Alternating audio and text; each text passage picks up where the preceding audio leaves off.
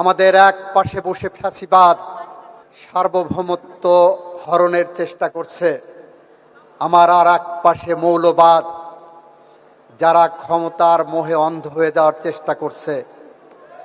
জুলাইকে ধারণ করে যারা আমরা অবিচল পথ চলছি, তারা আমরা শহীদ রাষ্ট্রপতি জিয়াউর রহমানের পরিবারের পক্ষে পাশে থেকে জুলাই চেতনাকে বাস্তবায়নের পথে হেঁটে চলেছি।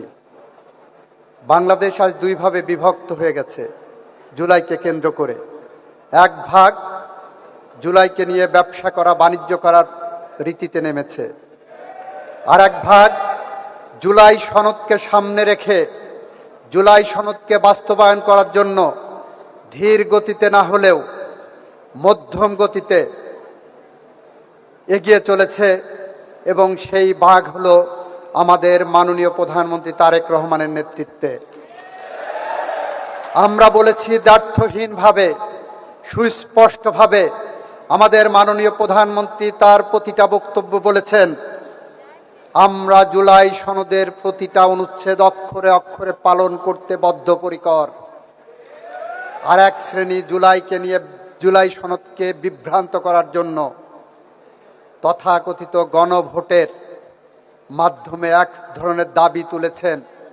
আমরা যখন সুনির্দিষ্টভাবে উপস্থাপন করেছি এটা জুলাই সনদের পার্ট না, তারপরে তারা অন্য পথ অবলম্বন করার চেষ্টা করছেন। আমরা আপনাদের কাছে আহ্বান জানাতে চাই, আপনারা যারা জুলাই যোদ্ধা, যে সন্তানটি শহীদ হয়েছেন, আমরা অনুভব করি সে সন্তানটি আমার সন্তান। যে ভাইটি নিহত হয়েছেন, আমরা অনুভব করি সে ভাইটি আমার ভাই। যে ভাইটি পা হারিয়েছেন, আমরা মনে করি সে ভাই আমার ভাই। যার রক্ত গিয়েছে, আমরা মনে করি আমার রক্ত গিয়েছে।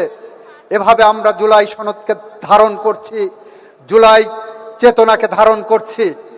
ধারণ করতে যেটা আমরা অনুভব করছি, আমাদের এক পাশে বসে ফ্যাসিবাদ সার্বভৌমত্ব হরণের চেষ্টা করছে, আমার আর এক পাশে মৌলবাদ যারা ক্ষমতার মোহে অন্ধ হয়ে যাওয়ার চেষ্টা করছে। এদের থেকে সাবধান থাকার জন্য আপনাদের কাছে অনুরোধ।